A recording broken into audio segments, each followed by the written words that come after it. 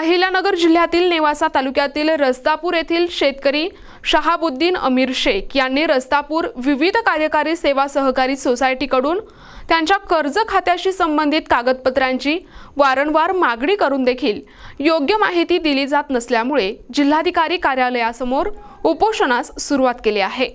नेवासा तालुक्यातील रस्तापूर येथील शेतकरी शहाबुद्दीन अमीर शेख यांनी रस्तापूर विविध कार्यकारी सेवा सहकारी सोसायटीकडून त्यांच्या कर्ज खात्याशी संबंधित कागदपत्रांची वारंवार मागणी करून देखील योग्य माहिती दिली जात नसल्याच्या आरोपासह 13 जून पासून जिल्हाधिकारी कार्यालयासमोर आमरण उपोषण सुरू केले आहे। शेख यांना दिनांक 22 सप्टेंबर 2022 रोजी त्यांच्या वडिलांच्या नावाने थकबाकी वसुलीची नोटीस प्राप्त झाली। त्यानंतर त्यांनी सोसायटीकडे पावत्या आणि खाते उतारे मागवले, मात्र सचिवांनी दिलेल्या कागदपत्रामध्ये खाडाखोड, अपूर्ण माहिती आणि अधिकाऱ्यांच्या सह्या नसल्याचे शेख यांचे म्हणणे आहे। या संदर्भात त्यांनी जिल्हा उपनिबंधक, नाशिक आणि सहकार आयुक्त पुणे यांच्याकडे अपील केल्याचेही त्यांनी नमूद केले, परंतु अद्याप कोणतेही समाधानकारक उत्तर मिळाले नसल्याची खंत त्यांनी व्यक्त केली आहे। शेख यांनी 2000 ते 2023 या कालावधीत खाते उतारे, योग्य पावत्या, जर खाते पुनर्गठनात गेले असेल तर त्याचे दस्तऐवज आणि थकबाकीदार असून देखील सरकारच्या कर्जमाफीत नाव न येण्याची स्पष्ट कारणे मानसा लेखित स्वरूपात मिळावी अशी मागणी केली आहे। मला बनावट आणि अपूर्ण कागदपत्रे दिली जात आहेत, नोटिसा लपवल्या जात आहेत, मला सोसायटीत प्रवेश दिला जात नाही। मी 2022 पर्यंतची संपूर्ण थकबाकी भरण्यास तयार असून देखील मला योग्य माहिती नाकारली जात आहे। आता शेवटचा उपाय म्हणून मी आमरण उपोषण करत आहे, असे शेख यांनी आपल्या निवेदनात म्हटले आहे। या प्रकरणात जिल्हाधिकारी यांनी लक्ष घालून योग्य न्याय द्यावा अशी मागणीही त्यांनी केली आहे।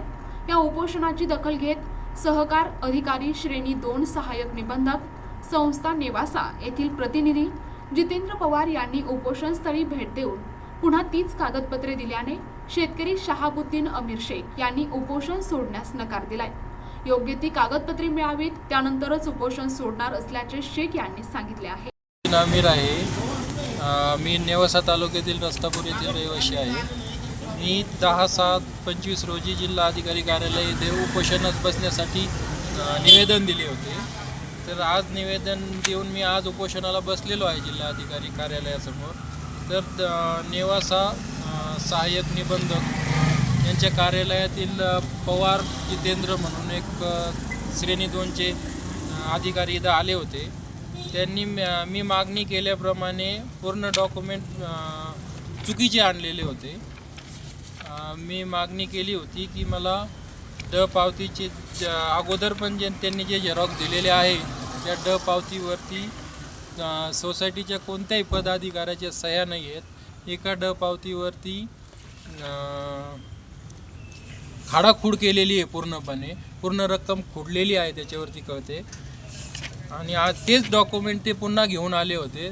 त्यानंतर माझी दुसरी मागणी होती की जर पुनर्गठन केलेले आहेत खात्याचे तर ते पुनर्गठन माझ्या वडिलांच्या संमतीने झालेले आहे की परस्पर बँकेने केलेले आहे, ते मला पुनर्गठनविषयी कागदपत्रे मिळावं म्हणून मी त्यांना माहिती मागितली होती।